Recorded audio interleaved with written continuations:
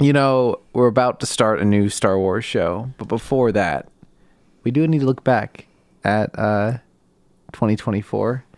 We actually, I did not know this existed. Did you make a 2024 replay? Spotify has a Wrapped for the podcast. Oh my gosh. And the first thing I have up here is top episode was Star Wars The Acolyte, our first episode on The Acolyte, with 7 streams on Spotify at least.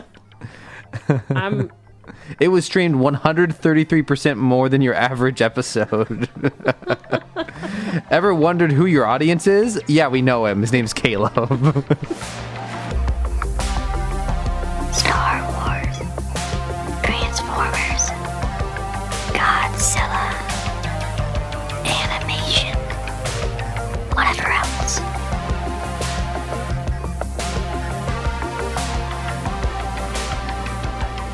Rebels, robots, and etc. Let's break it down. Listeners by age. My mom dropped off the face of the earth listening to our podcast like 6 months ago. 18 to 24, 25%. 25 to 29, 38%. 30 to 34, 25%. 45 to 54, 12%. Who's in that age range? Our middle-aged listeners, rise up and let us know who you are. My mom. I'm kidding. Listeners ages 30 to 34 grew the most by 100%. We had a 100% increase in the demographic of 30 to 34.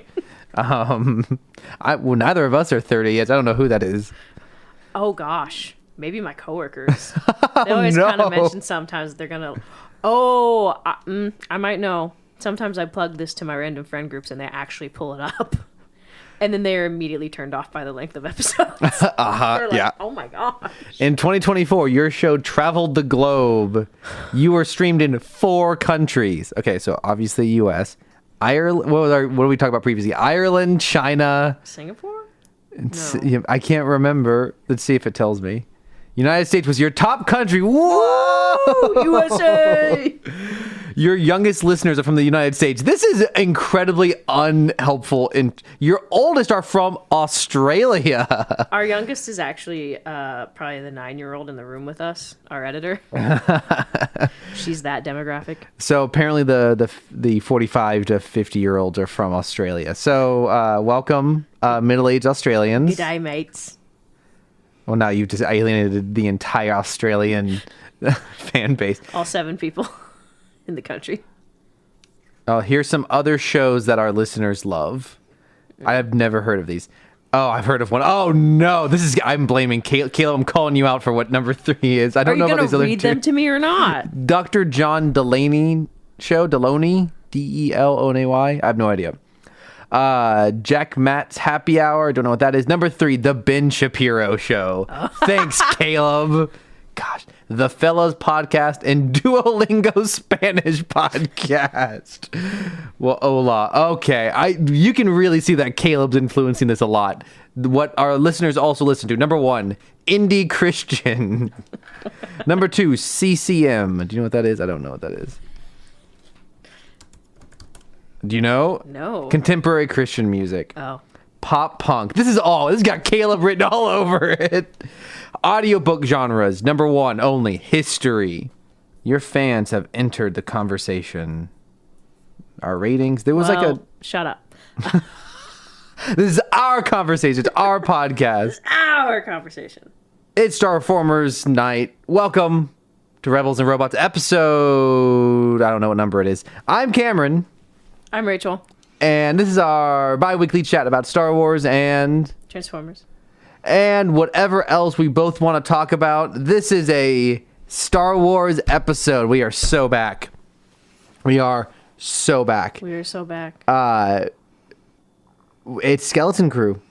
We're finally here. First 2 episodes. We'll be getting around to it. Before we do that, Rachel wants to do her... I have news. I am working backwards. Oh, okay. I'm giving the topic, the pre-topic segment, and then I'll introduce the news. Wow. Just no disrespect. I mean, no respect. All disrespect. To all disrespect. I mean, I guess we're still celebrating Hatesgivings, which I don't know how we didn't come up with that name while we were recording. Part of it was I didn't know that it would take me a week to edit that episode, and I wouldn't put it out until the day before Thanksgiving. I was like, oh, hates giving. Perfect. So Cameron texted me and goes, hey, can you send me the list of things you don't like? Probably less than 24 hours after I'd cleared out my entire cache of notes going, I don't need this anymore. And not even just deleting them, going into the recently deleted folder and deleting them further. So they are gone forever. Well, joke's on you. I have a note. I have every note saved from every 68, 70 episodes we have so far, somewhere in that range of 69. episodes. So you're going to talk about your Spotify rap. Now, as if It's actually as my if, Apple Replay, which is the I superior see. music listening app. as if you didn't spend enough time on it a month ago. We're going to get it This again. is my annual. This is my I see. annual. Okay. So, but before that, as always, news and recent thoughts. Rachel, what do you have for us? Star Wars Hunters is coming to PC. That I did not see that. That's what I would want to know. Can I transfer my account from my phone to my computer? That's what I want to know. I don't know. Because I really enjoyed that game a lot, and I would love to get back into it. I got to play like one match while I was waiting in Kohl's for Allison to try on some clothes last week. No privacy for her. Dang. What do you? I was not in the room with her. I was not in the. Okay, this is Athena. Cut all this out. This is totally unnecessary. If you're hearing this, it's because Athena did not do her job. Yeah, so PC. I like to try it on PC because I like the game quite a bit. It's a lot of fun. It is kind of tricky on mobile because you have a small screen. It's touch screen. I think they've designed it as well as they can for small screen mobile, but I would love to have try it with a mouse and keyboard. So cool. Yeah, good game, fun game. I jumped on for the first time since the first. So they do it like it's kind of the modern like ongoing multiplayer game. They have seasons, and every season they add a new character. I had not jumped on since the previous season ended. They added an Ewok who drives around in a small ATST. Oh. They added a Dathmirian woman who has a crossbow, and they added I think we may have talked about this, a K2 droid, which is pretty fun. He's got like two big shields on his arms. Yeah, so. Godzilla's also coming to Fortnite. Oh, jeez. I'm dead serious. If I had a nickel for each thing we've talked about that has been in Fortnite, Transformers are in Fortnite too. I'm sure Star Wars is. And It is. Oh yeah, because that's how the Rise of Skywalker announced Palpatine's speech between movies through a Fortnite event. So do you get to play as Godzilla? Is he a skin, or is he like a big thing that you I believe fight? he's a skin. Huh. I'm looking. They've actually done a decent job. He's a little too vertical for my taste, but they've not done a terrible job of mapping him on. Emote. Oh, jeez. Yeah. What else you got?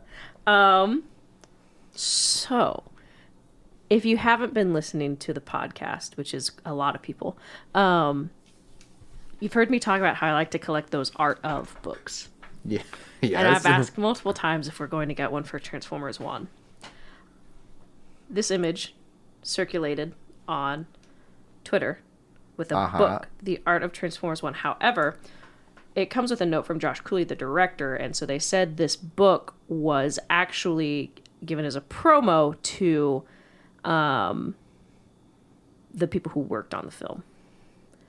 However, which makes it, you're like, oh, so you're going to keep it exclusive. Mm-hmm. However, Jason, I think Shear, who is the production designer for Transformers 1, confirmed on Twitter that we will be getting an art book officially. So I'm very happy for you, Rachel. For the one other person in the world that cares about that, we have something to look forward to.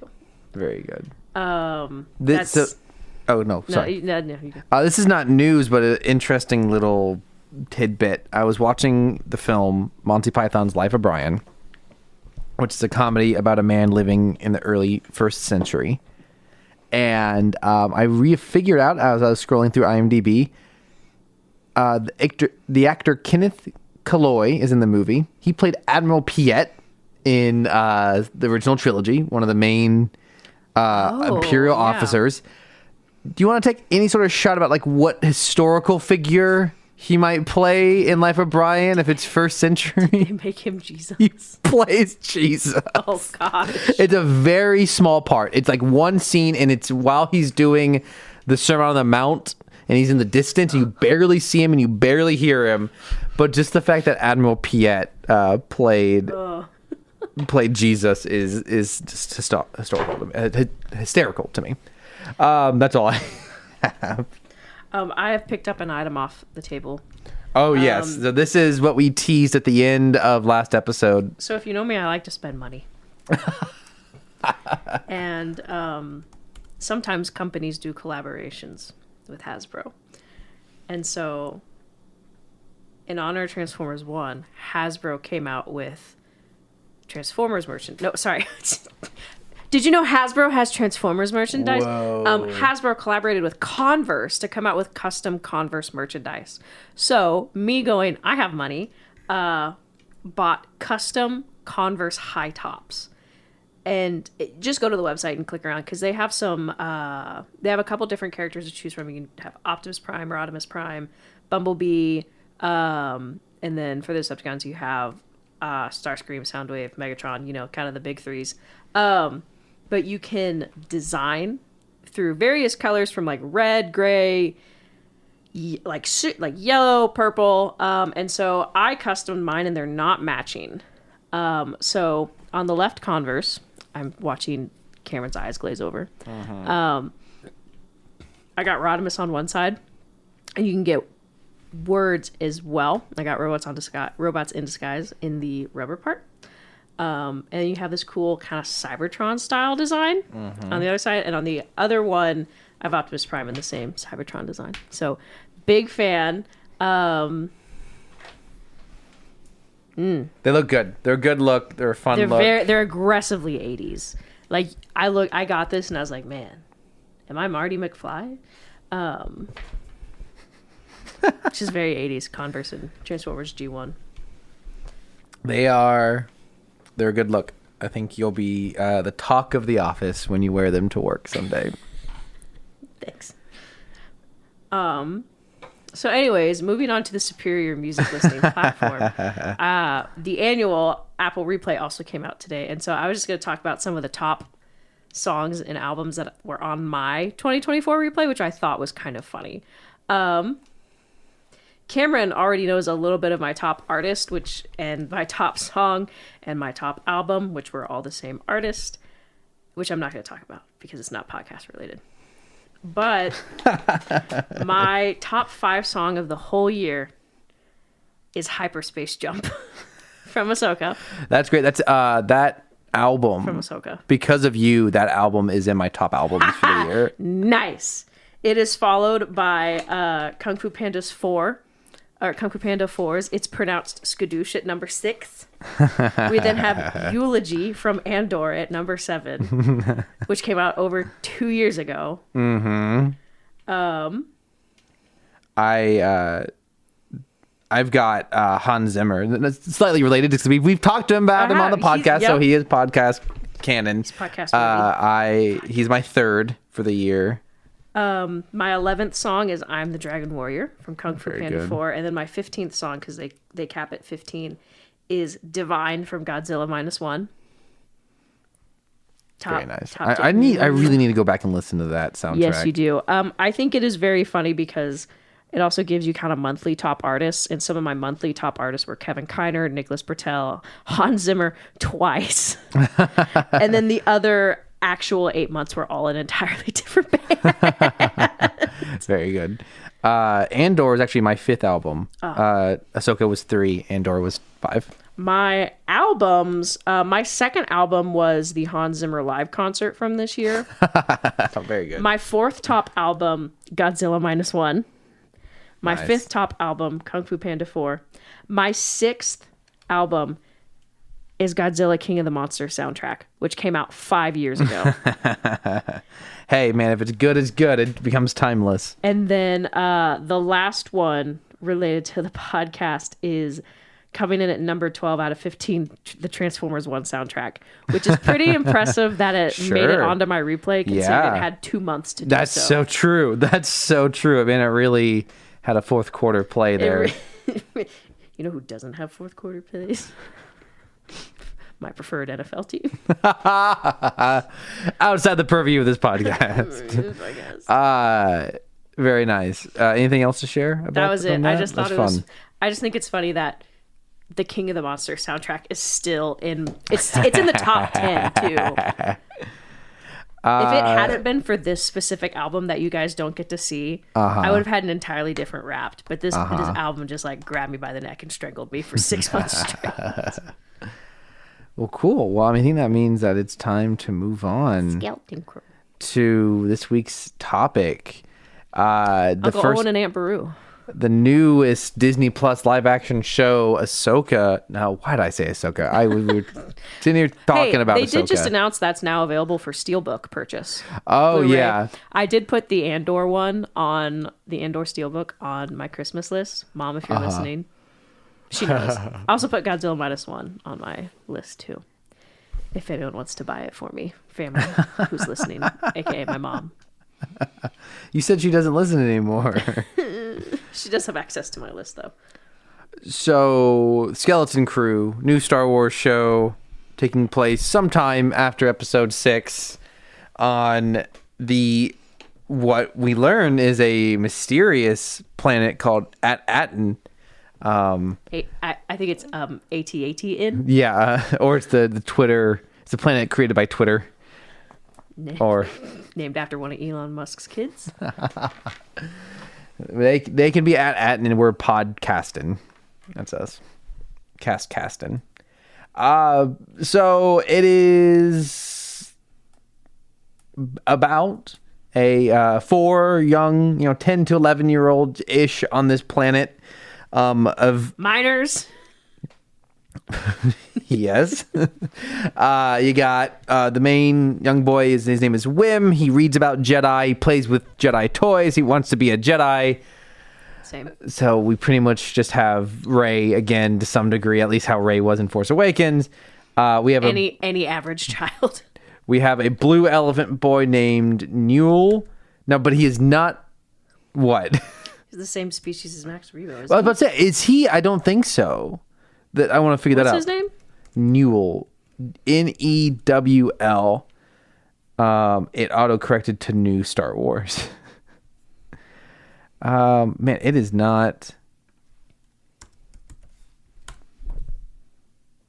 Does he not have a Wikipedia page yet?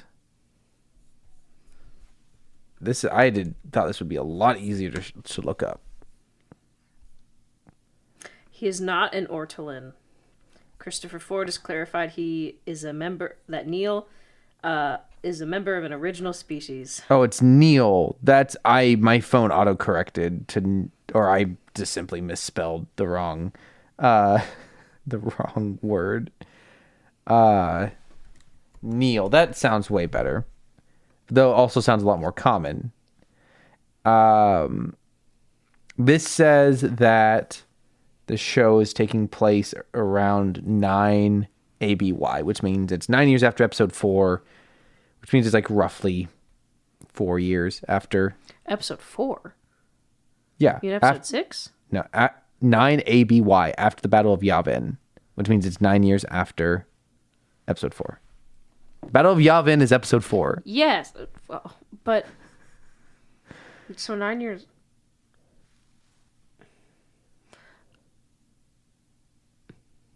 But there's not a 9-year gap between 4 and 6. No. So So why are you looking at me weird when I said it should be after 6?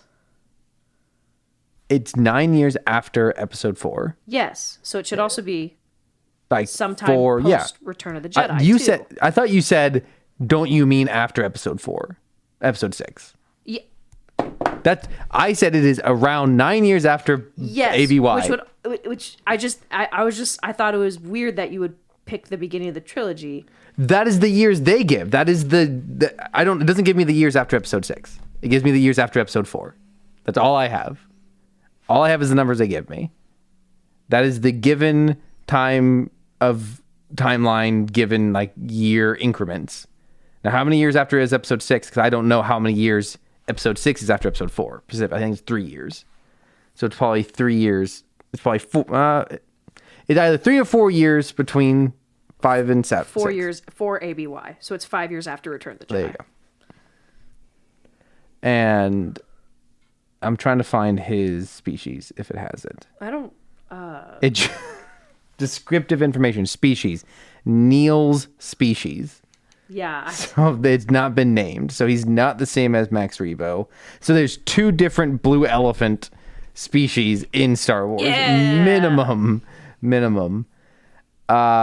So those are the 2 main boys, and there's a pair of girls who are friends.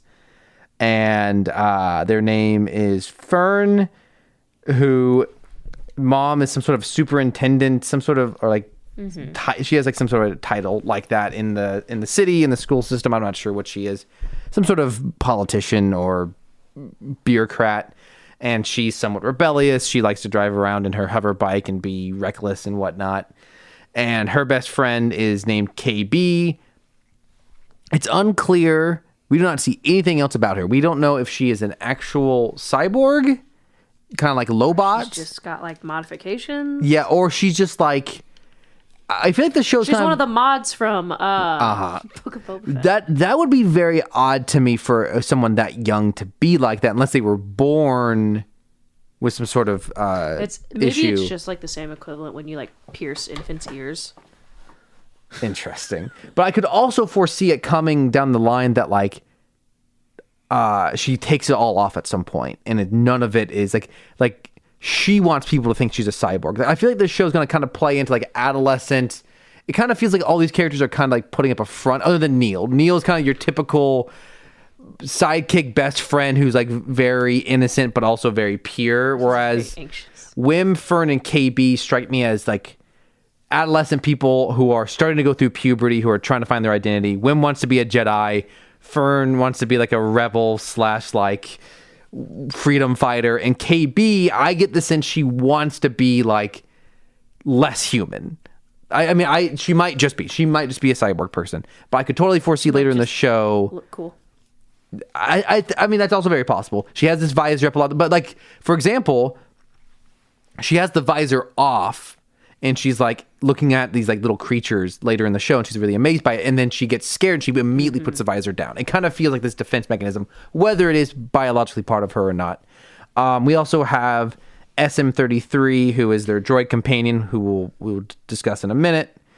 And then an unnamed, as of yet, pirate / Jedi, played by Jude Law. One of my boys. So the 4 young people we described, they live on this planet at Aten. It seems very idyllic, but also very structured. And okay. It feels very communist. Well, you commented on the structure, like this. We start in the suburbs. Very Eastern, like once you get more into the city towards the school, it feels like very Eastern European, like architecture. And no, I am realizing, looking at my plot summary, we did skip something. It starts with a pirate raid. Oh yes, with a masked man being mutinied by his crew because he leads them on a raid, and they break into the vault, and there is one singular credit.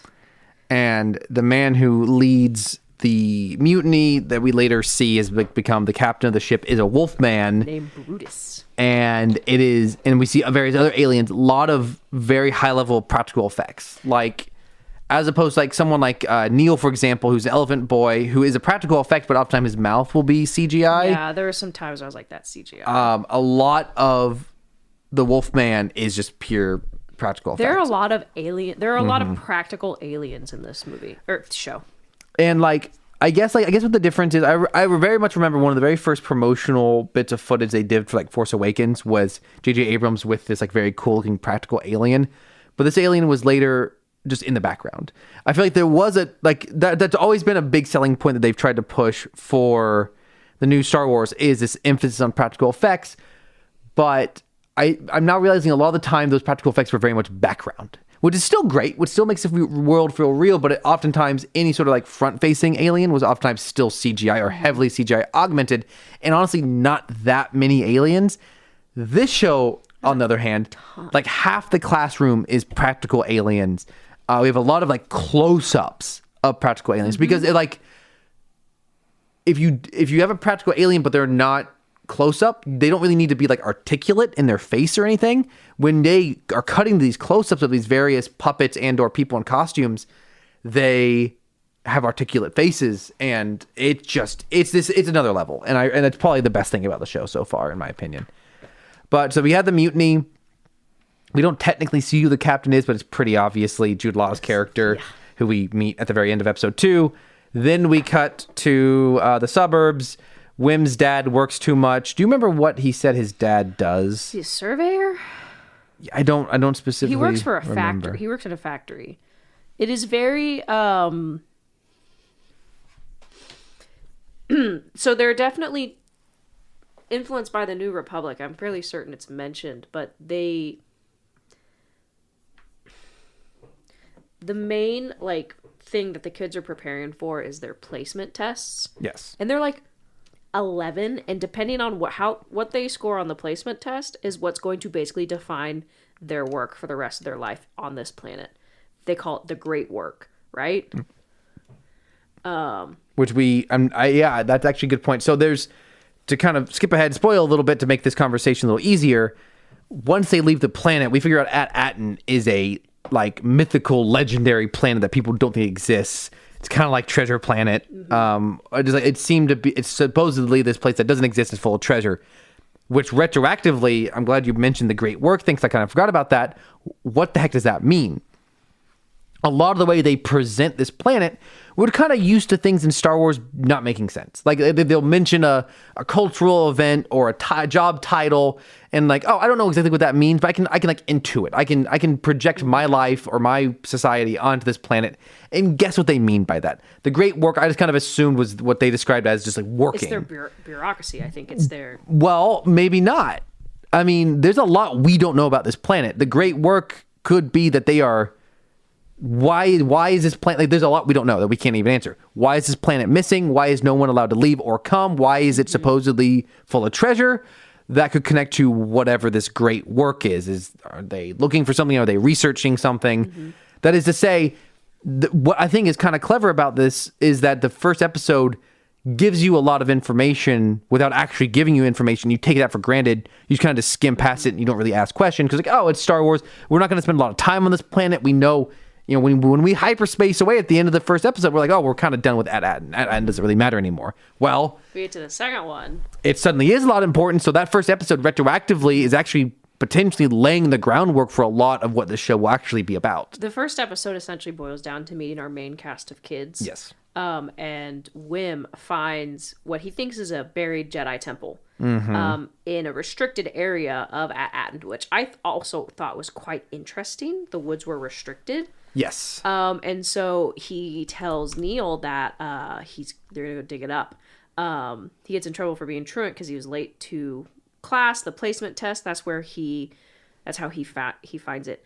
KB and Fern over here, and they show up at the same time. It's very typical 80s boys versus girls banter. Yes. Excuse me. And so they manage to get into the structure only to find out it's actually a ship. It's not actually a Jedi temple. It's a ship, and everyone's like, don't touch anything except for Wim, who's like, yeah, I'm gonna start touching buttons. They find what you could call a skeleton crew.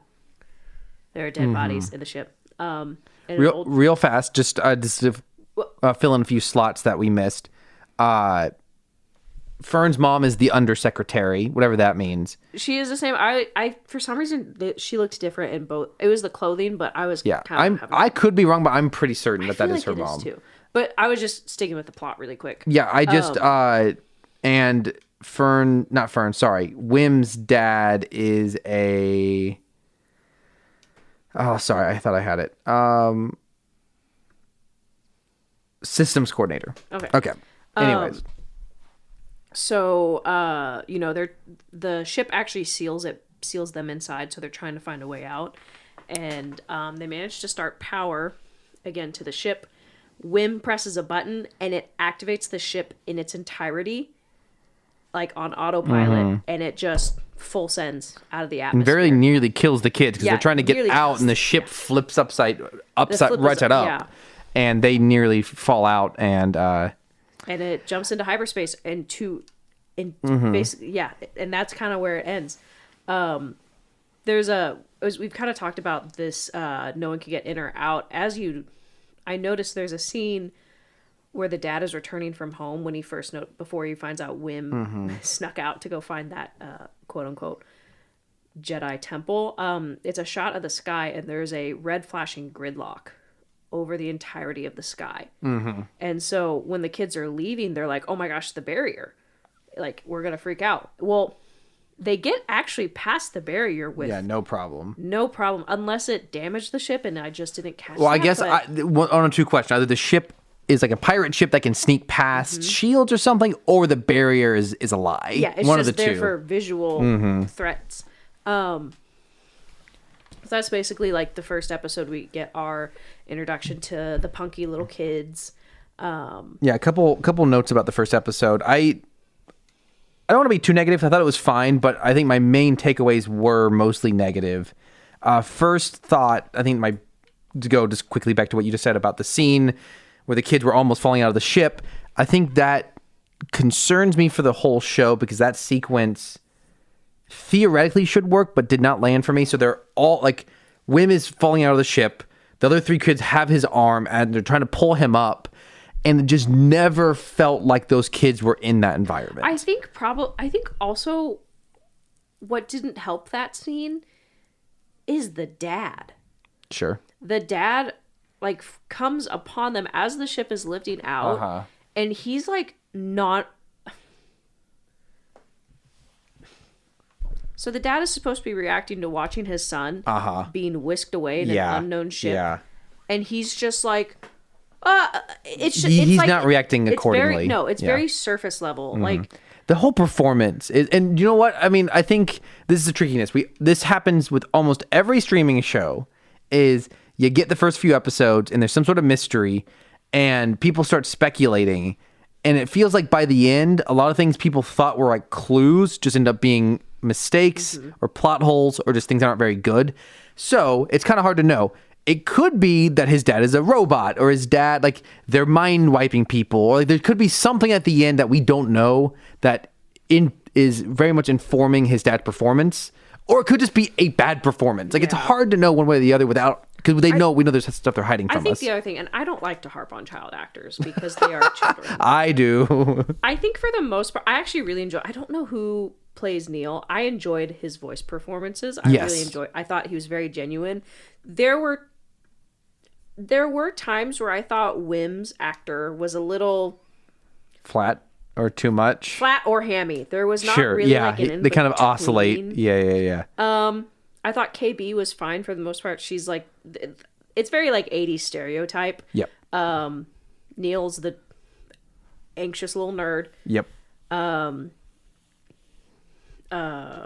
Or just like anxious sidekick. Yes. Wim is kind of like the main bombastic, reckless character. You also have Fern, who is mean girl. Yep. And then KB is kind of like the sensible one of the group in a way. Sure. I thought KB and Neil were fine. Fern was, for the most part, I think okay. There were some times where I was kind of like, okay, I think you're going a little hard on the mean girl act. Well, I mean, and it's also her she's trying to be tough. Yeah, that's not not a bad thing. That's always the hard balance with having any character that is like putting a performance is what is the level between making this character feel real, making it feel like they're putting up a front. She's the rebel, that's what and she is. It's even harder with a child actor where I think you almost have a benefit with Wim and KB is they seem like slightly less experienced. Do you mean Neil and KB? No, Wim. I'm talking about Wim. Oh, okay. Is the actors feel slightly less experienced. So it honestly feels like the actors, because they don't fully know how to quote act, they feel a little more authentic as children, Whereas the actress who plays Fern, she's been in more things, so she technically knows how to act more. So it seems like she's acting, which sometimes plays to the character's purpose, which is that there is a performative element to her, like, because she's rebellious because her mom is this government official. But on the other hand, it does make her feel like an actor rather than a child. So they all kind of have their strengths and weaknesses in different areas. And I do hope that they progress as the show as you learn more about the character. And also I would assume, I remember how the movie E.T., which is taking a lot of inspiration from, is shot in sequence, which helps kids maintain their character. So if they somewhat shot this in sequence like that, the actors will hopefully just get better as they spend more time in their characters. I thought the second episode, which we can get to in a bit, was a little bit better performance-wise. Yeah, this had more to do. There's just more exciting stuff going on. So I want to finish up my thought about as the ship was taking off and the main characters were almost falling out. It is never visually the integration of both the visual effects and the actors and their performances. It has never really felt like there was an actual danger. It never felt like anything was actually going to happen. But also made me realize potentially an issue with having kids this young is it might limit you on stunts. What do you mean we can't throw the children off the side of a building onto a mat? I'm just saying that the actual What do you mean child labor laws? What was occurring there was just so unengaging. I think you benefit from having kids by, I care a little bit more if they get hurt. Because an adult falls and breaks their leg, I'm like, oh, whatever. No, but a kid, if that happens to a kid, I think I would really care. So you have an increased level of injury to the children is more impactful. But also, I know you're not going to kill these kids. Not to make a side tangent to another franchise, but I'm going to. It's do you smell that? No, I do not. Oh my gosh, I smell like a burnt toast. So I'm either having a stroke. I think I also have a neighbor who consistently burns bread. That's probably it. Then you probably are smelling toast. Also, it's just sensitive to smells. Along those same lines, the different dynamics with child actors and adult actors, I'm gonna use Alien Romulus as an example. I know you haven't seen it. Yes. But I mean, I'm gonna use a worse film for this. Well, maybe Aliens 2. You want Ripley to live, but when you throw the child in, you're like, oh gosh. You don't actively want to see children get hurt. And if you do some soul searching, because that's weird. Or it's maybe it's a bad comparison. Prometheus. I did not care if any of those, I don't know. It's just one of those things those people are going to die, but with Alien Romulus, with the cast being teens and young teens, it definitely puts a different air of, oh gosh.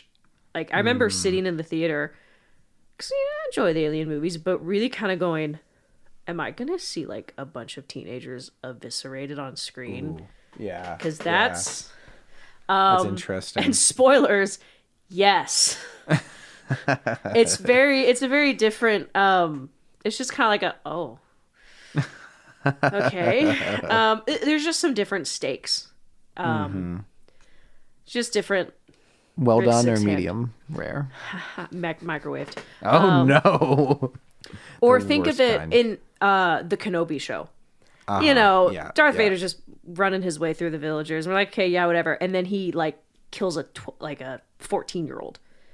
And you're like, oh, Darth Vader, you're not fun.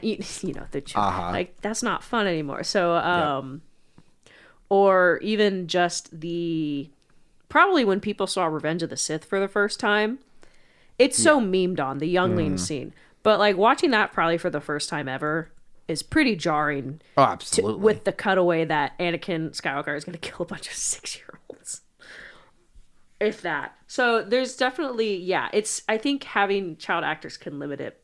And I think there's a balance of, is the danger hammy, or are they actually in real danger? All that to say, that was a long tangent. If I had a nickel, because they get out into space before they jump into hyperspeed, and they see stars for the first time, and they're like, what is that? If I had a nickel for each franchise movie, or each franchise thing I've seen this year, where I've seen basically there are a bunch of children or young members of a species meet an old person and see the sky for the first time. I'd have 2 nickels, one from Skeleton Crew and one from Transformers 1. That is a great moment. I did not write that down, but the moment they first, I mean, that is one of the more clever parts of this show is they revealing information to us that we have no idea that we should even be asking the question. I think especially when they get out and they're like, are those stars? Yeah, they're like, there's more than I thought there would ever be. Like they're revealing to us, one, these characters have never seen the stars and don't even know how many there are. Yeah, because they go, are those planets? Yeah, like up to that moment, we have no reason to think there's anything weird about this planet at all. It's kind of just a little bit of a gut punch right before the credits. You're like, oh, they haven't seen the real sky. Yeah, it's a very jarring moment, but it's also very well performed by the kids. I think it's actually like it's the first moment you actually kind of connect with the characters, and it's a fun like. This show is called Star Wars. I mean, this franchise, like these characters are amazed by the stars are themselves. In the stars. And it feels very reminiscent of in Force Awakens when Rey goes to the other planet for the first time. Yeah. It's quite cool. Another Force Awakens did that so right. Rey's for off for everything. Mwah, chef's kiss. And then whenever they go to Octo at the end of the, she has a look that kind of implies the same thing about the water on that planet. That's really nice. Oh, Rey. We love Rey in this household. I'm glad we found something good to talk about. I'm going to go to another thing that kind of bothers me that makes me concerned for the rest of the show, which is Neil as a design, which is that particular alien species, the way they've designed him, his face, the practical makeup is not very expressive at all. I was talking about like expressiveness as other aliens in this show. There's a lot of body movement that's kind of needed to really... And like I was sitting there listening to the voice performance, and it's actually probably the strongest performance in the show so far is Neil's voice, and it made me like sad for the actor. Like you've hired a very talented young actor, and you hit him behind the CGI mask. He's wearing this. I mean, we don't know for sure. I couldn't find anything about whether he's actually the body or not. But either way, it's sad, and I think that design's a mistake for a main character, in my opinion. While I think they've done a lot to make the character the most likable character, and I'm glad that he is there, and it's a strong performance. It could be even better. That's just my opinion. Moving on to the next episode. We didn't really talk about SM33 very much. It's not to the second episode. Okay. Yeah. So they find a robot. Nick Frost. Who is killing it. You would think at some point I would get tired of the comical sidekick robot with a British actor and or famous voice actor, but no, I love it every time. I am such a sucker for these characters. I definitely looked up Nick Frost expecting him to be in some Transformers show, and he hasn't. It's only a matter of time, Cameron. Speaking of that, though, it's only a matter of time. Okay, I have to find it again. The Wolfman, whose name is Brutus, voiced by Fred Tatasciore. And he has multiple other he's just a voice actor. He's just a voice actor. He's simply a voice actor. Exclusively a voice actor, it would seem. And he has been in a lot of podcast relevant things. He voices Megatron a lot in video games. Oh. He has done a lot of also Star Wars video games. He has voiced Darth Vader in a Lego animated special. He voiced dinosaurs in the Jurassic World Dominion prologue short. He's kind of like Frank Welker. They just have him scream. Yeah. He's done various Batman villains and various things, zombie vocals in Army of the Dead. So yeah, fun voice actor. He's getting the job done, and he's been in a lot of podcast relevant stuff. So we salute you, sir. If you'd like to come on the podcast, please let us know. Absolutely. But yeah, Nick Frost, famous British comedic actor, killing it with the Cockney accent. He's SM33. Mm-hmm. Is there some sort of like significance to that name? There is. I saw this on the internet. I did not come up with this my own. So he's like I don't know. He's like, I don't know what it's called when you're second in command on a pirate ship, because it's very obviously a pirate ship as we see. Oh, shoot. I got it. Okay, I'll let you finish, but I just got it. That's great. It's like, if you look at it, it's SM-33. Smee. Yeah. Like Shmee. Mr. Smee. That's great. From Peter Pan. That's phenomenal. I like that a lot. That's a lot of fun. I wish I could have thought of that on my own, but I can't remember the last time I've seen Peter Pan. Yeah, fair. Though that is kind of funny because so David Lowery directed the second episode, and he directed Disney's live action Peter Pan and Wendy that came out, which I've not seen, but it is interesting that there's a direct pirate Peter Pan reference in there, and the director worked on that. So fun character wants to like kill the kids, and then Fern lies about killing the captain, and so she's the new captain, and so now SM-33 is loyal to Fern. And my favorite detail of SM-33 is that his arms extend. I just think that's really fun. So he's like piloting the ship and he's like reaching things. Thought that was fun. He also is missing an eye, and which makes him, I'm now realizing, makes him look like more like a pirate. It's very piratey. But this little like rat thing keeps jumping in and out of his eye, which is also very fun. Yeah, and it's not like an earth rat. It is a space rat, and it looks weird. I don't like it. And so they, so this is actually our first hint that Aten is something of a hidden planet, because they keep telling him where to go, and he's like, what? Now he lists off some other A planets, including one from Andor, Aldani, which he calls a sulfurous bog planet. Which, if you recognize the name of Aldani is the planet Cassian goes to for that first heist. It's that first arc. It's where you get that beautiful scene of that pilgrimage. And so I thought it was interesting. He's like, that's just a sulfurous bog planet. That's my impression of a Cockney accent. And I'm curious. I'm like, is it actually boggy, or you made the comment, Cameron, of is it sulfurous and boggy now after a mining incident, which the Empire is very fond of. And I wanted to see if I could find, just to confirm that was the planet he was talking about, because it's possible he was talking about a different planet. Also they set up that there's a like a self-destruct button in the deck of the ship. The whole demolition button. Why would you have that? Yeah, I know, right? That's like... So it's like having a mechanism that drops a match into your fuel tank or something. Yeah, I guess it in absolute worst case scenario. But shouldn't it like be easier to not push?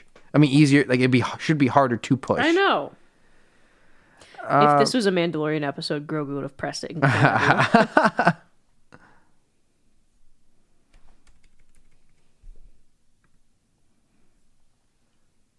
No, Aldani, it's a sulfurous bog world. Yeah, I wonder if maybe the Empire ruined it. Maybe we just didn't see the sulfurous bog part, true. And we were in the one pretty part.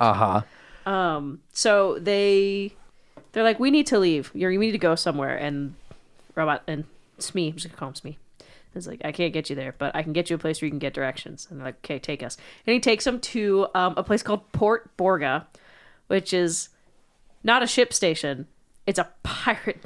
It's a pirate. It's a port.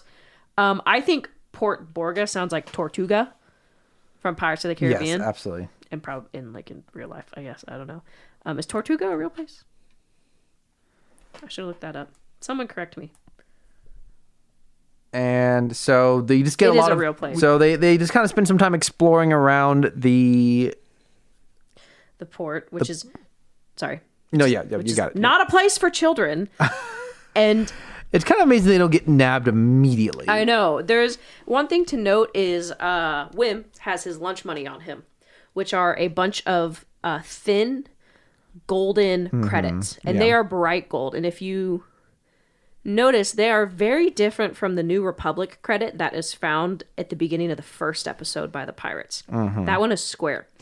So they pay the ferryman, and the ferryman is super excited. He's a little rat creature who's very excited when he's paid and immediately runs away, which is kind of like, huh, okay.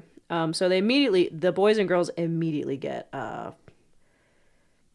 separated. What else do you do in a kid's movie? And the girls are kind of holding their own, and they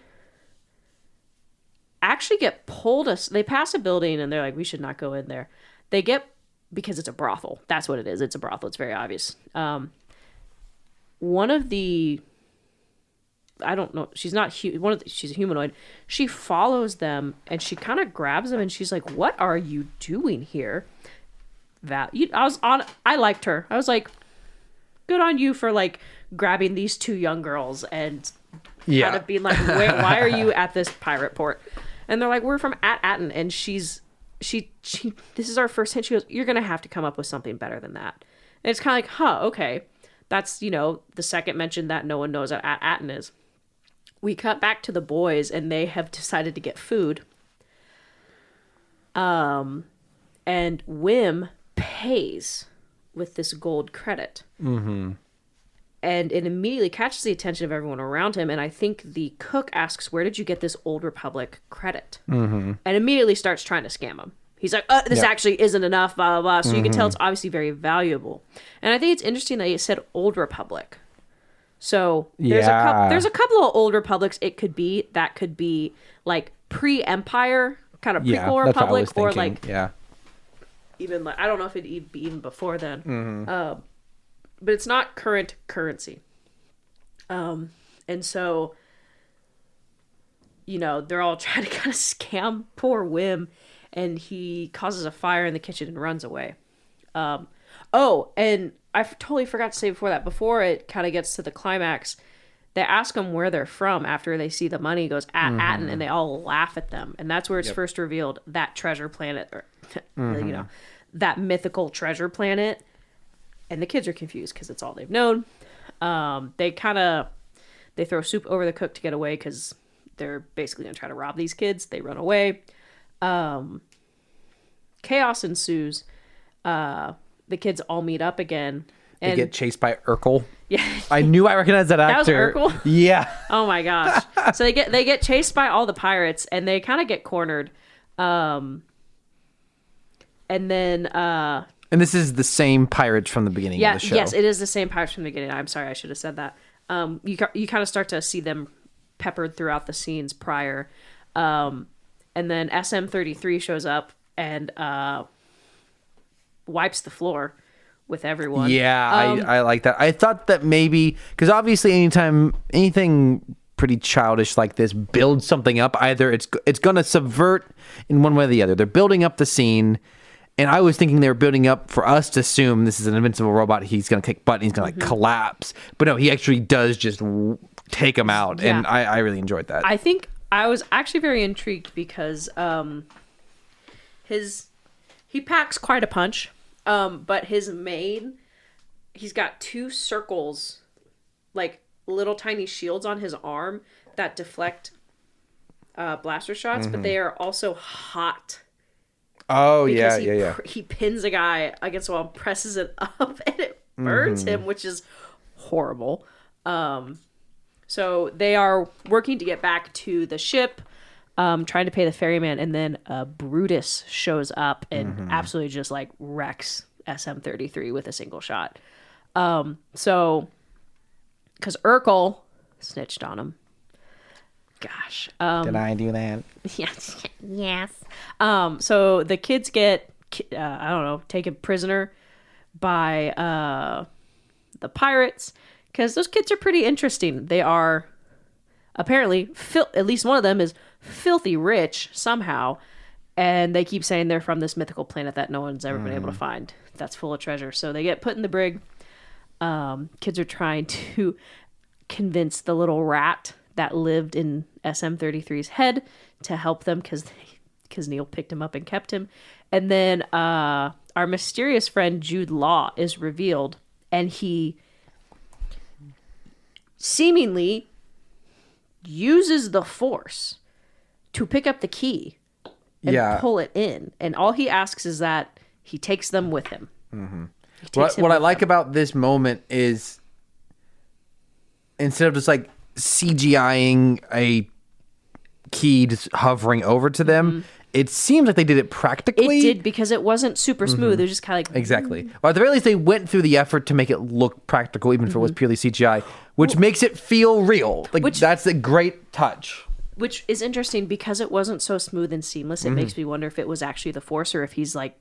if he's got something up his sleeve quite literally to get it. I don't know. Maybe he's just... Maybe he is Force sensitive, and just the way that he's able to just get by. He doesn't really have like formal training. That's my guess. He's a liar. I am curious to figure out. Jude Law, one of my favorite actors. He's a disgraced pirate captain, regardless, which is a great character type. He's gonna have to deal with these kids. Like, I just look forward to that. Like, he's gonna bring up the average level of acting. He's gonna bounce off these kids well. They're gonna have a lot to like. They're gonna get a lot out of it. The dynamic of the show with another gruff, unwitting man adopting a child. Exactly. The show's dynamic already improved dramatically with the robot. You add Jude Law in there. It's a great crew, and I think that we're gonna have a lot of fun interactions. I hope we don't get a lot of like. I think one of the biggest mistakes things make with a group is they split them up. Quit doing that. Yeah. The whole reason this thing exists is for group dynamic. Don't split them up. I mean, obviously for like a really strong reason of I want these two characters to spend time together, but like that was always the worst episode of The Bad Batch. It always frustrates me to heck about sequels. It's annoying in Acolyte. So keep this crew together, and I think it will go really strong. Obviously, they've already made it, so like me giving advice to this multi-billion-dollar company means nothing. I do think they're probably kind of sweating a little bit after. I'm curious about their narrative storytelling with Acolyte seemingly to expect a second season, and then this didn't get, I just didn't get it. It is kind of funny. Every time they get too far from what quote-unquote fans want, every time they kind of crash popularity wise, they come back with something that's way more throwbacky. It's kind of what happened with like The Mandalorian. I feel like, Bad Batch kind of helped with that because it was throwback to cartoons. This kind of like coming after the Acolyte, feels very similar in vein. Like this is so like not in a bad way. This is safe. Like I think it's safe in its concept. I think it's great in its execution. I think this is being executed very well. And I think one of the things that I'm very intrigued about is I think, you look at it and you're like, Skeleton Crew pirates. It's kind of Pirates of the Caribbean. For me, watching, I love the Pirates of the Caribbean movies, 1 through 3 specifically. Mwah. Perfect trilogy. I'm not, and this isn't a bad thing. For me personally, if you're going and being like, yep, this is probably just going to be like Pirates of the Caribbean, I'm not getting that. I am definitely getting a little bit more of the Goonies vibes, which is how it was described when I first heard people talking about it. But I'm also really getting Treasure Planet vibes. Oh, absolutely. That is the realm it seems to be leaning into, and I'm actually super excited for that. I totally agree. Treasure Planet is a top-tier film, even though it scared me as a child. Look, that black hole scene, like, kind of traumatized me. Yeah, and it also kind of reminds me a bit of this great 80s movie called Time Bandits, which is about this young British boy who hates his life, boring British suburban life. Average. This group of they call them in the movie as dwarves. It's little people who are time travelers, break through his room and take him. And they go on miscellaneous adventures throughout the universe, and it's very 80s, if you know, directed by Terry Gilliam, famous for Monty Python stuff, and, Brazil and Baron von Munchausen, very highly stylized. So the idea of like a young kid who's unsatisfied with his very standard mundane life, going on this adventure through space and encountering pirates and dangerous things and very strong visual style. It also reminds me of that.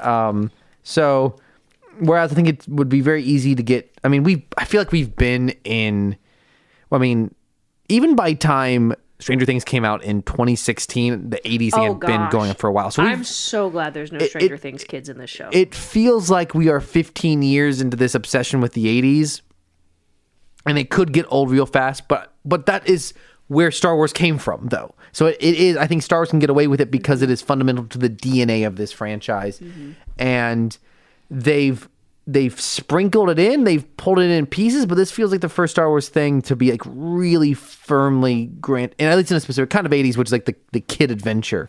Oh, honestly, like I thought the first episode of the 2 is a little weaker. The whole scene absolutely. of him getting up, getting ready for school, and like running to the school bus, that felt like straight out of an 80s movie. From the camera angles. Yeah. I think I'm glad that we kind of just got through that. And I would have been bummed if they just released the first episode. I think it would have been or if that went beyond the first episode. I think it was a great idea to leave that planet. Don't super look forward to incoming scenes of like just the dad dealing with something. I'm not that interested in whatever that's going to be. I think what will save that is if there's a really good payoff for whatever the mystery is on that planet. And it doesn't even have to be, I think people might really want it to be a big, like, universe relevant mystery. Like, I don't even know what it would be. I don't know. I'm okay with it staying small. No, yeah, absolutely. But it just needs to be interesting and plot relevant. Not to talk about Andor again, but I'm going to talk about Andor again. I really liked, so Andor spanned across multiple planets, yes. But it was a small, fairly consistent cast. And that's what worked. Is it building into something big? Yeah, it's going to go straight into Rogue One. But it worked because it didn't try to have all the characters everywhere at once crossing paths with, I don't know, Darth Vader. I don't know. You know. It doesn't always have to tie back, I don't think, to the Skywalker saga. It can be its own thing. I'm looking at some comments on Reddit, and this is saying that, I mean, it's a small detail, but it's interesting. Neil's shields did not heat themselves up. It was absorbing the heat from the blaster fire. I wondered that. That's really clever. I actually would like that a lot. So yeah, fun show, decent lead performances, good adult performances, great look, great set work and costuming and effects, and it's got potential. General environment. This is the kind of show I would definitely not mind each episode having its own little adventure. Yes. Because that feels very piratey. That feels very, kids adventure. I almost don't want an overarching plot. I am totally fine with these kids. I mean, it's the absolute classic television plot of just trying to get home. Yes. That's great for me. And that's actually one thing I really like. They're not trying to actually get out and get somewhere. They are trying to get home. Yeah. That's what I actually like. Because I was really kind of wondering, like, okay, I know, like, young kids can have big aspirations for travel. First of all, I think my concern was, how is Jude Law going to kidnap them? Because that was kind of how it felt in the trailer. Yeah. But I'm like, they're just trying to get home. I like that. And I also like the idea that people will be seeking out these kids to find this lost planet too. That's cool. Instead of them trying to find. But like planet. Wim clearly does not want to go home. Wim wants to go on an adventure. So I feel like oftentimes shows really have to contrive the purpose for the like detours. I feel like Wim is going to convince the other kids, and they're going to be like, oh, actually, maybe we don't want to go home yet. Maybe we do want to. And I think Jude Law's going to be like, hey, you kids want to go on an adventure? You want to go look for treasure? Like, he's going to convince them instead of having like hijack them. We did forget the most important thing that we saw in episode 1. I think I know what you're going to say. So Neil has 3 younger siblings, toddlers. Apparently, it's one, and it's like twins and then a set of 1. If you'd asked me, I thought they were triplets. They are watching a show, and it is the same show from the holiday special, which is just wild to see in May. Yeah, it's a really terrible circus on hologram. Yeah, I was like, ugh. And if you don't know what we're talking about, look it up. Watch John Tron's video on it. It really gave Broadway Cats energy. Yeah. That's probably why. Well, that's a really good transition into our famous segment. You had a great quote. So there's I talk a lot during stuff, so. I want to forget her name. Fern is really into her speeder bike. and this other person pulls up and starts like making fun of her for hers being broken and she's going to lose a race or something. And it's a 16-year-old. And you went, is that a 16-year-old beefing with 11-year-old? That's a moment right there. A moment for me He was... kind of looked a little bit like that one dude from Stranger Things, the rocker. Yeah. Of course, that's also probably just most young 80s teenagers. I think this is kind of explained later. So there's these various like robots that are like just around the school, making sure the kids get to class and everything. And it felt like they were only from the school. But then on his way to school, so just to kind of set things up, Wim misses the bus. He rides his bike through a shortcut. He crashes it. And one of these robots finds him. I think now we know that these robots are everywhere. Yeah. But in that moment, I was like, how? Why is this robot in the woods? Small thing, but it bothered me. Maybe they notice when kids are truant. And they sent them searching. Yeah. Wim said, Fern. Wim is talking to Fern about her bike and says that it's totally wizard, which is the very, very cringy kind of phrase that young Anakin uses in Phantom Menace. I think Urkel being in this at all is a moment. I feel like I had one more. What do you got? I did make a joke that this is our first canonized Star Wars furry with Brutus. You said, "Oh no, Disney's gone woke. They're catering to furries." My actual That is moment. a joke, by the way. The voice of the teacher robot is horribly grating. yeah. We are in the future for Star Wars. Like this is like. Is it the future if it's in a galaxy But for them, they've had robots and spaceships and hyperspace travel and incredibly advanced artificial intelligence for thousands of years, and yet the robots' voices that teach the children are they're so crackly, and they're talking like this. They're talking to the children, and it's horrible. It's really, really horrible. So I think they should maybe get that looked at. That's all I think I got for it. One last note. I think Rachel, no, sorry, Athena, oh gosh, dang it, I'm just going through names.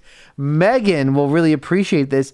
The music for this composed by Mr. Giacchino, not Michael, his son Mick Giacchino composed the music for this, who previously seems like he just kind of picks up wherever his dad left off. He's currently doing the DC Comics Penguin show, which is a direct spinoff of the Batman from 2022, which was such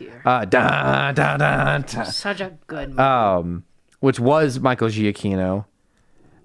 And I'm trying to think of if he's done anything else significant. He's done various other Disney Plus stuff like Muppets Mayhem, Zootopia Plus, some short films. So he's kind of at the beginning of his career. It's pretty cool. Pretty cool that he's getting started doing Star Wars stuff. And this is, two major streaming shows in 1 year. Pretty cool. Star Wars. And all right, that is truly my last note. Meme minute? Yeah. Meme minute, but it's longer than a minute, and we've been slowly getting closer to actually doing a minute. Rachel, what do you got? I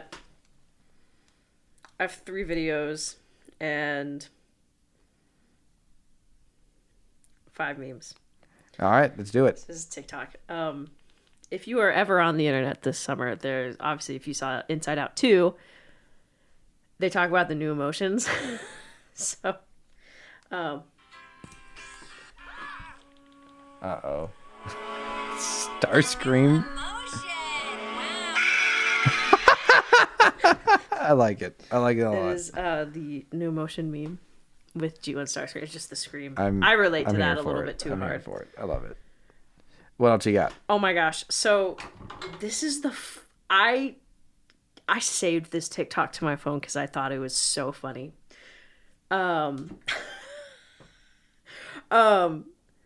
So one thing that's very important to note for context for this is Brian Tyree Henry, who voiced Megatron in Transformers 1, also voices Miles Morales' dad in Spider-Verse. Yes. So, this is a clip from Across the Spider-Verse. And I hate that he's not being honest with me. Maybe he's scared to talk to you. Why would anyone be scared to talk to me? And this is like a conversation between Miles and his dad, and it's this overlaid clip from Transformers. And I don't know. and I just That's good. I get such a laugh out of it. I love it. Very amused. This has and this last one that I have has it has no caption, just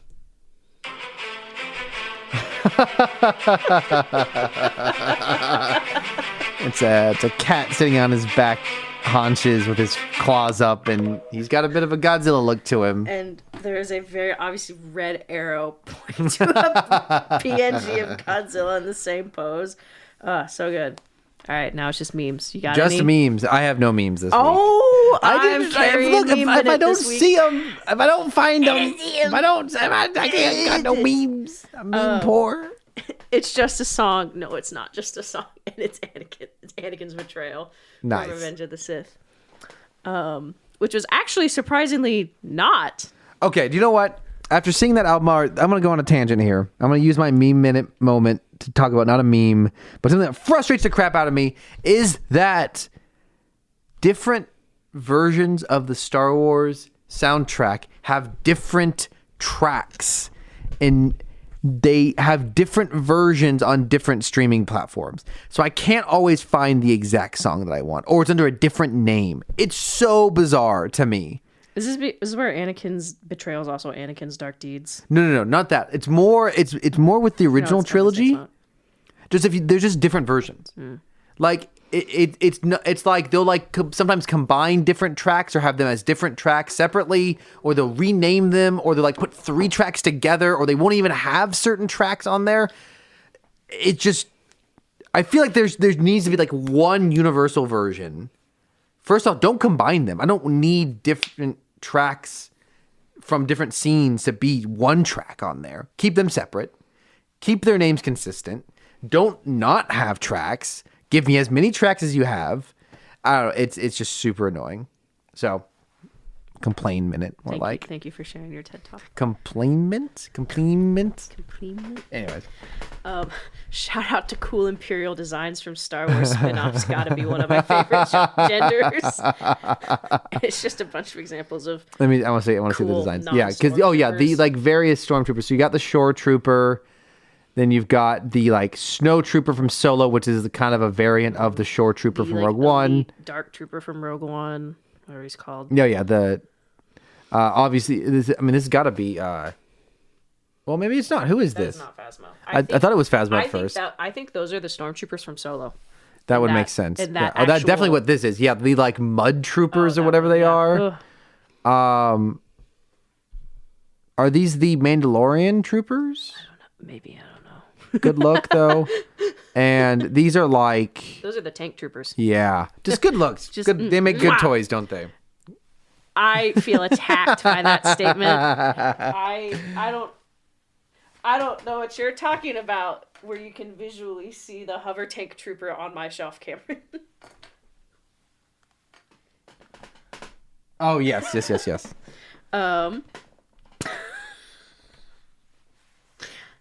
You seen Chicken Run? Have I seen Chicken Run? Yes, of course. Okay, I actually haven't, but I know these.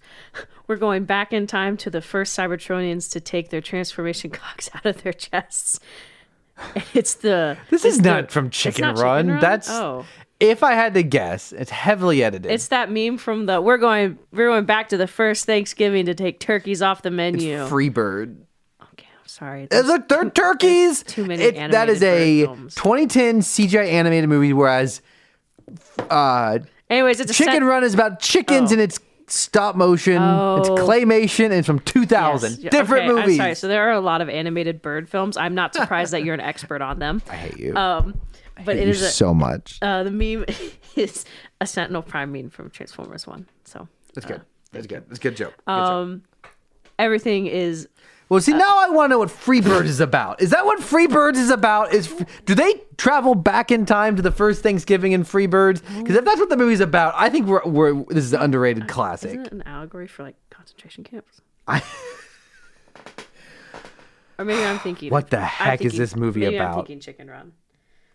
No. You are thinking Chicken Run. Chicken Run is kind of about concentration camps. Chicken Run is a very soft remake of The Great Escape, which is about a POW camp from World War II where they put all of the soldiers who kept us. It was not concentration camps. They're not Jewish. But they're British and American soldiers. It's a POW camp, which is slightly better. I'm getting schooled on bird movies. Caleb, I hope you're enjoying this. Okay. Gosh, this is going to get insane. So Freebirds is a 2013 animated film. Pardoned by the president, a lucky turkey, Owen Wilson, named Reggie, gets to live a carefree lifestyle until fellow foul Jake, Woody Harrelson, recruits him for a history-changing mission. Jake and Reggie travel back in time to the year 1621, just before the first Thanksgiving. The plan? Prevent all turkeys from ever becoming holiday dinners. Unfortunately, the two birds encounter colonist Miles Standish, out to capture feathered birds for the hungry pilgrims. This movie's been out for 10 years. How did I not know that's the plot of Freebirds? That sounds incredible. That sounds so good. This should have been last week's episode. Hey, that should have been our next year. We're gonna have to watch something between Skeleton Crew and Andor season next year, 2. babe. Wow. I am blown away. How have I never heard that? Like people, there's so many memes about what was the Will Smith animated one where he's a spies in disguise where he gets turned into a pigeon. Everyone knew that, but that was the. How did we all know what that movie was about, but none of us knew what Freebirds is about? Are we gonna do a bird theme movie? Oh damn it! I did retract all. Athena burned the whole episode. She's too busy eating. This is one of those everything is about blank if you're blank enough. And so it's just scratched out. Everything is about Transformers if you're delusional enough. And the last one. Are you ready for this? I'm going back to Freebird. The director of Freebird directed Horton Hears a Who, which is pretty predictable, and the DC Comics Western Jonah Hex. That is all. And 2 commercials for Off. He's credited. I'm not. Wait. Maybe it's. Wait, hold on. Never mind. Maybe. Wait. It's got Jack Black in it. Okay. I'm starting to think maybe it's. It's technically podcast. It's called the commercial. Whatever this is called Off, Over Our Heads and Meet Your God. What does that mean? We're going down this rabbit hole.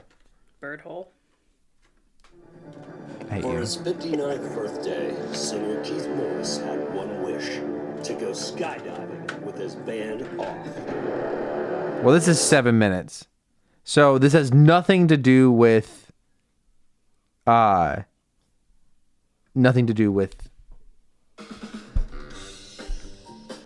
brand of bug spray. So I was wrong about that. Makes it very less interesting for me.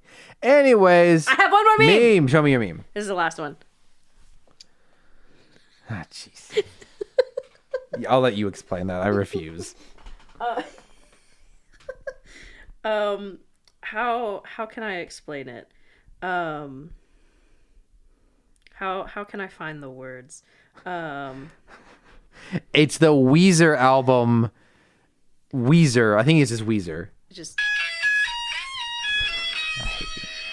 I'm so upset that you stole that from me. So yeah, it is the Weezer meme, but it is just the copy and pasted jet Decepticons, which are called Seekers, and they're all in the blue background.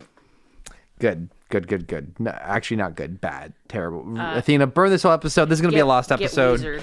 Thank you for watching us for episode something. Episode nice. Next week, episode 70 with the next episode of enough to run for president. Skeleton Crew. 2 episodes. Oh, also, I forgot. Genuinely forgot. 2 episodes of Skeleton Crew. Oh, you're right. 2 episodes next. Yeah, episode 3 and 4. We 23 days ago we got a new comment from Caleb on Spotify. Gosh. Which one? The one we know or the one that made our music? Well, we know both of them. The one who's been a guest the one who's been a guest on the pod. So sorry. He commented on our Avatar episode. I'm sure they'll get to the Godzilla prequel comic next episode. We forgot to talk about it. Next time we'll talk about Godzilla prequel comic. We had to talk about your shoes. We had to talk about the shoes. Next time, my shoes. You don't wear shoes. Oh, I guess. So I guess no episode next time then. As always, thank you to the other Caleb Jacoby, for our intro and outro music. Props to Rachel for our artwork and Twitter account. Props to Cameron for our Facebook and our Instagram account. Props to Athena, our editor, who is currently flopped over on the ground doing nothing. No, she's doing something. Oh, she's playing with a stick? Yeah, druggy. Give us... bold, considering your cat. Let us know what you think about Skeleton Crew. Let us know if you've seen Freebirds, if we should see it. Let us know if we should do a bird-themed no, couple episodes. I refuse. Let us know about your Spotify or Apple Music Wrapped or whatever. Let us know what your top things were for the year. Give us some recommendations. This is Cameron and Rachel signing off saying, you didn't even catch it, but the two skeletons on the ship were actually an Uncle Owen and Peru cameo. Good night, everyone.